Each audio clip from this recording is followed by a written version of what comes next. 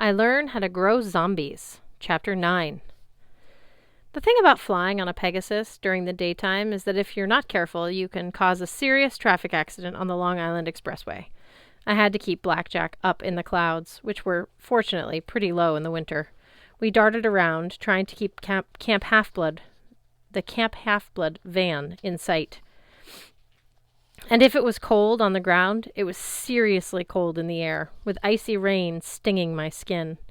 I was wishing I'd brought some of that Camp Half-Blood orange thermal underwear they sold in the camp store, but after the story about Phoebe and the Centaur t-shirt, I wasn't sure I trusted their products anymore. We lost the van twice, but I had pretty good sense that they would go to Manhattan first. So it wasn't too difficult to pick up their trail again. Traffic was bad, with the holidays and all. It was mid-morning before they got to the city. I landed Blackjack near the top of the Chrysler Building and watched the white camp van, thinking it would pull off into the bus section, but it just kept driving. "Where's Argus taking them?" I muttered. "Oh, Argus isn't driving," Blackjack told me. "That girl is." "Which girl?" "The hunter girl, with the silver crown thing in her hair." "Zoe?" "Yeah, that's the one. Hey, look, there's a donut shop. Can we get something to go?" I tried explaining to Blackjack that taking a flying horse to a donut shop would give every cop in there a heart attack, but he didn't seem to get it.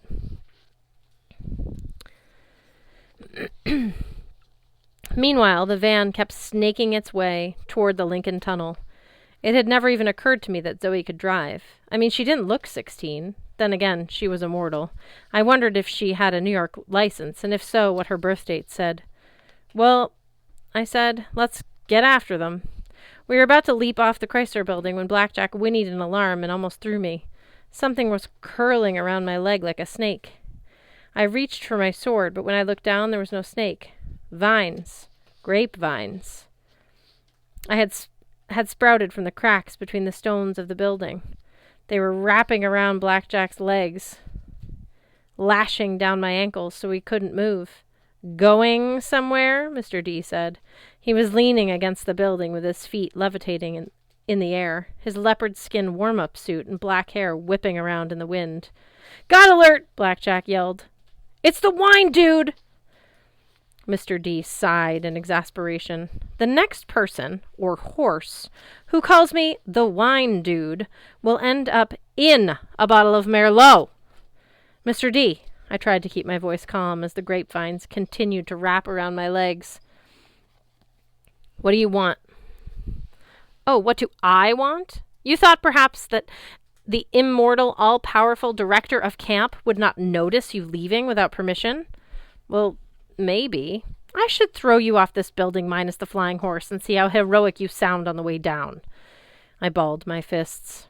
I knew I should keep my mouth shut, but Mr. D was about to kill me or haul me back to camp in shame, and I couldn't stand either idea. "Why do you hate me so much? What did I ever do to you?"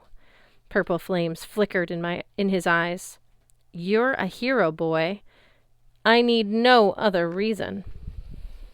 I have to go on this quest. I've got to help my friends. That's something you wouldn't understand." Boss?" Blackjack said nervously. "Seeing as how we're wrapped in vines 900 feet in the air, you might want to talk nice." The grapevines coiled together around me. Below us, the white van was getting farther and farther away. Soon it would be out of sight. "Did I ever tell you about Ariadne?" Mr. D asked. "Beautiful young princess of Crete.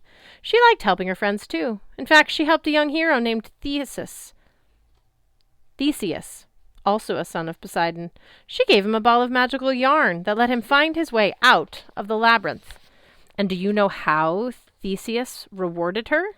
The answer I wanted to give was, "I don't care," but I didn't figure that would make Mr. D finish his story any faster. "They got married," I said, "happily ever after. The end." Mr. D sneered. "Not quite. Theseus said he would marry her. He took her aboard his ship and sailed for Athens. Halfway back, on a little island called Naxos, what's the word you mortals use today? He dumped her. I found her there, alone, heartbroken, crying her eyes out. She'd given up on everything, left everything she knew behind to help a dashing young hero who tossed her away like a broken sandal. That's wrong, I said, but that was thousands of years ago. What's that got to do with me? Mr. D regarded me coldly. I fell in love with Ariadne.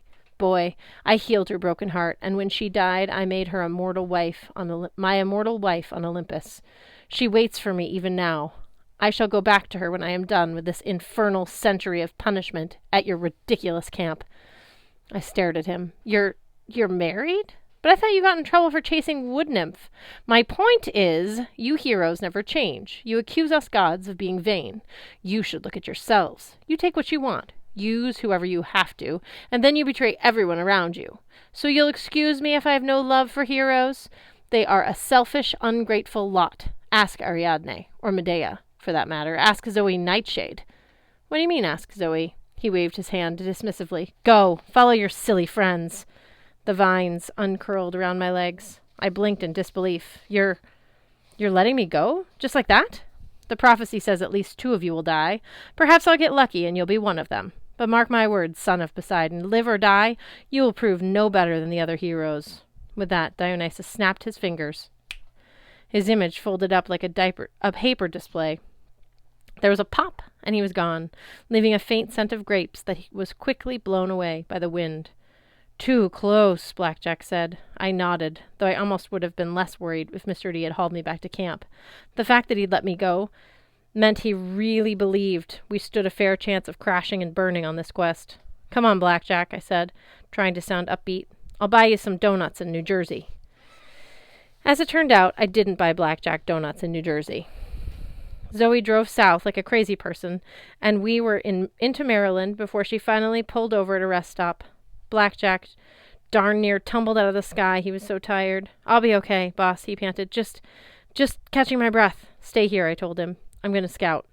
Stay here. I can handle. I can do that. I put on my cap of invisibility and walked over to the convenience store. It was difficult not to sneak. I had to keep reminding myself that nobody could see me. It was hard, too, because I had to remember to get out of people's way so they wouldn't slam into me. I thought I'd go inside and warm up, maybe get a cup of hot chocolate or something. I had a little change in my pocket. I could leave it on the counter. I was wondering if the cup would turn invisible when I picked it up, or if I'd have to deal with the floating hot chocolate problem. When my whole plan was ruined by Zoe, Talia, Bianca, and Grover all coming out of the store. Grover, are you sure? Talia was saying. Well, pretty sure. 95%. Okay, 85%.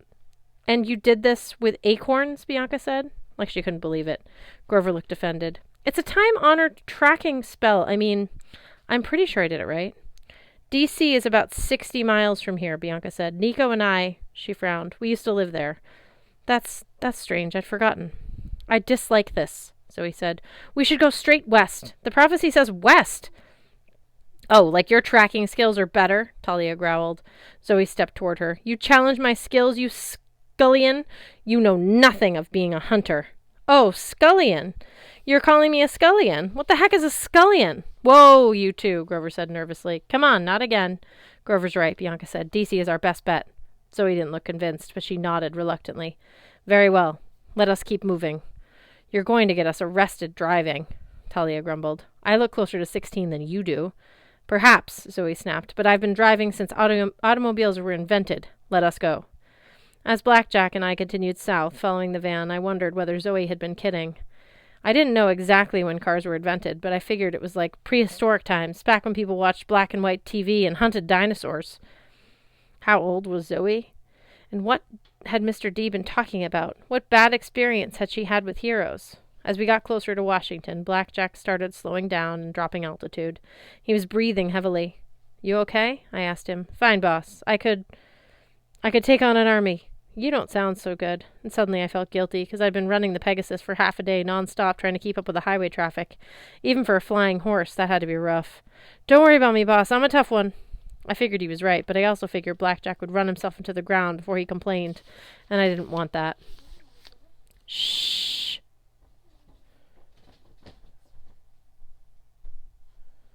Fortunately, the van started to slow down.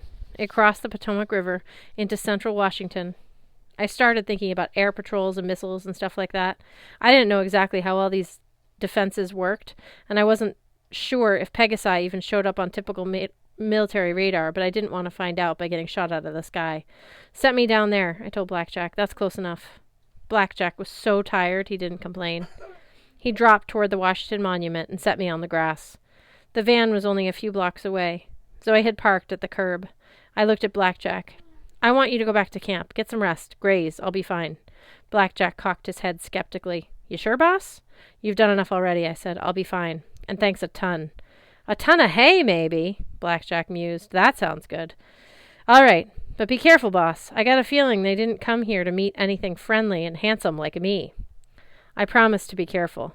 Then Blackjack took off, circling twice around the monument before disappearing into the clouds. I looked over at the white van. Everybody was getting out, Grover pointing toward one of the big buildings lining the mall. Tullian nodded, and the four of them trudged off into the cold wind. I started to follow, but then I froze. A block away, the door of a black sedan opened. A man with gray hair and a military buzz cut got out. He was wearing dark shades and a black overcoat. Now, maybe in Washington you'd expected guys like that to be everywhere, but it dawned on me that I'd seen the same car a couple of times on the highway going south. It had been following the van. The guy took out his mobile phone and said something into it. Then he looked around, like he was making sure the coast was clear, and started walking down the mall in the direction of my friends. The worst of it was when he turned toward me, I recognized his face. It was Dr. Thorne, the manticore from Westover Hall. Invisibility cap on, I followed Thorne from a distance. My heart was pounding. If he had survived that fall from the cliff, then Annabeth must have too. My dreams had been right. She was alive and being held prisoner. Thorne kept well back from my friends, careful not to be seen. Finally, Grover stepped in front of a big building that said National Air and Space Museum. The Smithsonian! I'd been there 1,000,000 years ago with my mom, but everything had looked so much bigger then. Talia checked the door. It was open, but there weren't many people going in. Too cold, and school was out of session. They slipped inside. Dr. Thorne hesitated. I wasn't sure why he didn't go into the museum. He turned and headed across the mall. I made a split-second decision and followed him.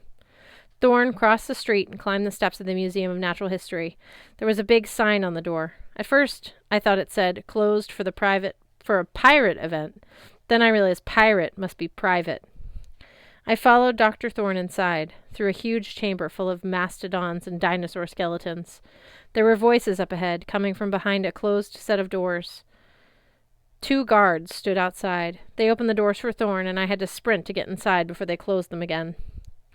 Inside, what I saw was so terrible I almost gasped out loud, which probably would have gotten me killed.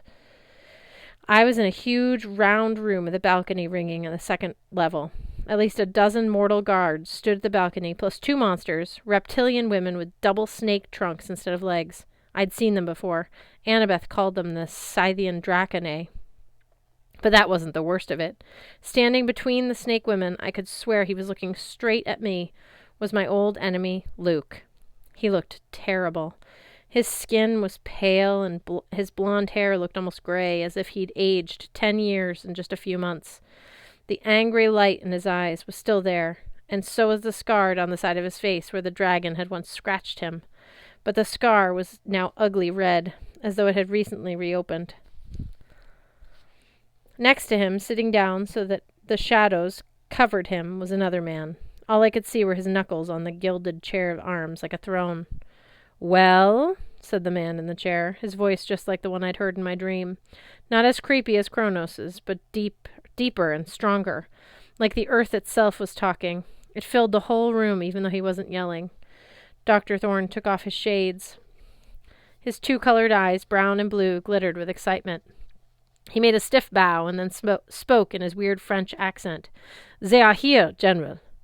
"I know that, you fool," boomed the man. "But where? In the Rocket Museum." "The Air and Space Museum," Luke corrected irritably. Dr. Thorne glared at Luke. "As you say, sir." I got the feeling Thorne would just as soon impale Luke with one of his spikes than call him sir. "How many?" Luke asked. Thorne pretended not to hear. "How many?" the general demanded. "4, General," Thorne said. The satyr, Grover Underwood, and the girl with the spiky black hair and the, how you say, punk clothes, and the horrible shield. Talia, Luke said. And 2 other girls, hunters. One wears a silver circlet. That one I know, the general growled. Everyone in the room shifted uncomfortably. Let me take them, Luke said to the general. We have more than enough. Patience, the general said. They'll have their hands full already. I've sent a little playmate to keep them occupied. But we cannot risk you, my boy. Yes, boy, Dr. Thorne said with a cruel smile. You are much too fragile to risk. Let me finish them off. No. The general rose from his chair, and I got my first look at him. He was tall and muscular, with light brown skin and slicked back dark hair. He wore an expensive brown silk suit, like the guys on Wall Street wear, but you'd never mistake this dude for a broker. He had a brutal face, huge shoulders, and hands that could snap a flagpole in half. His eyes were like stone.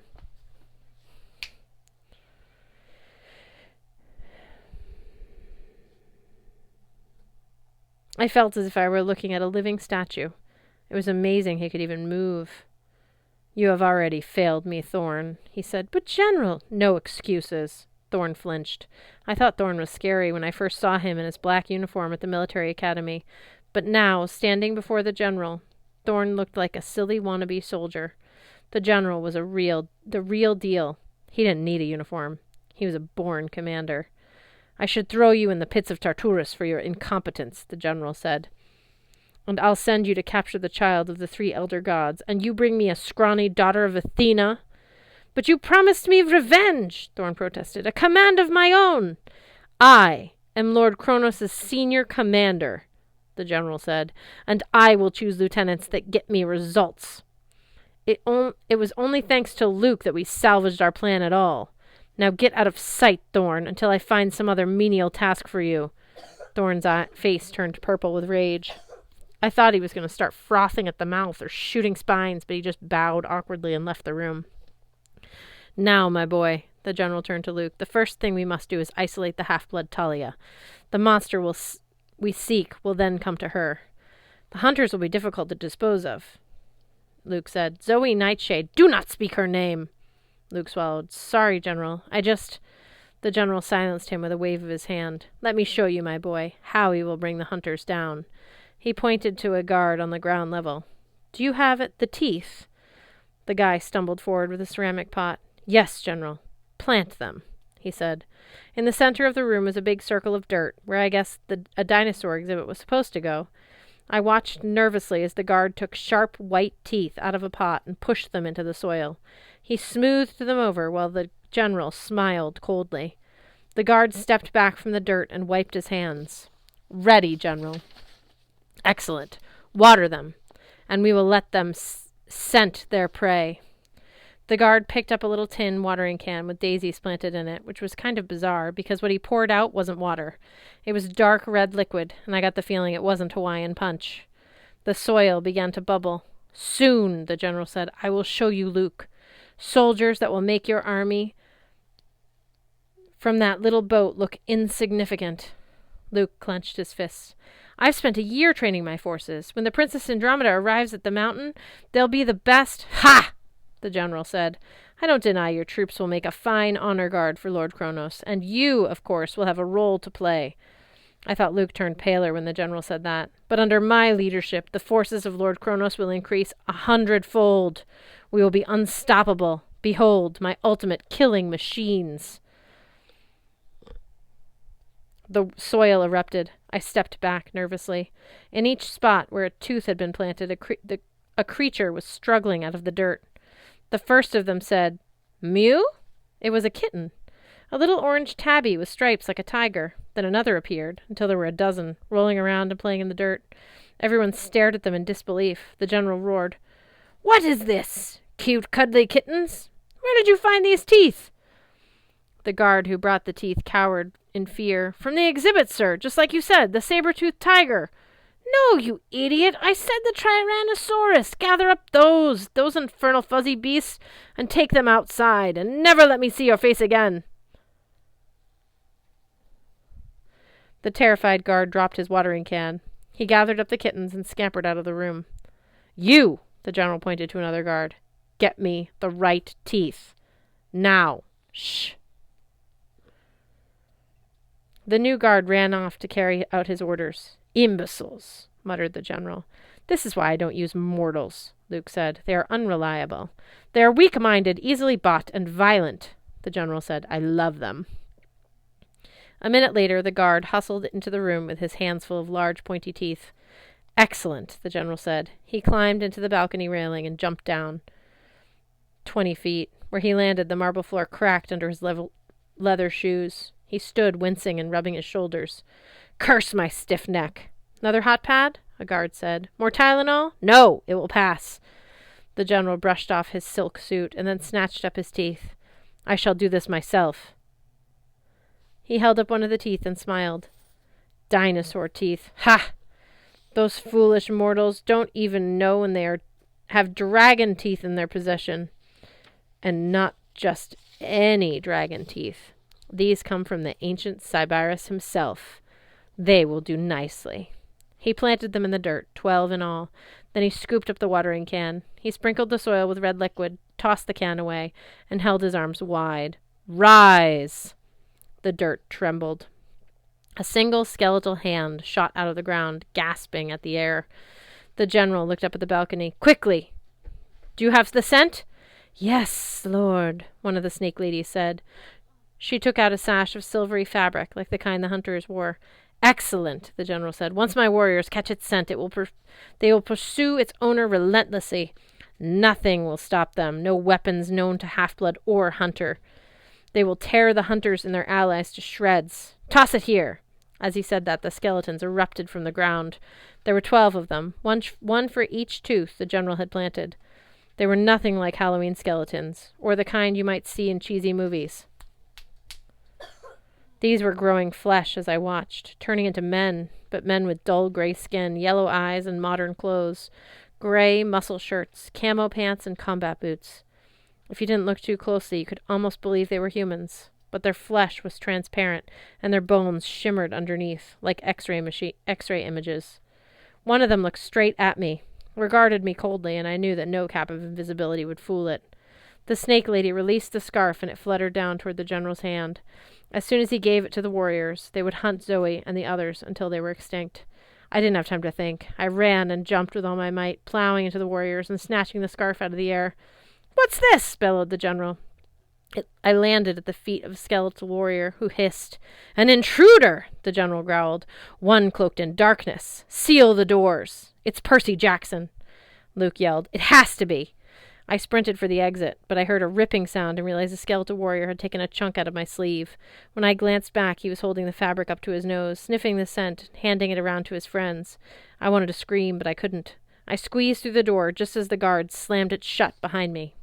And then I ran.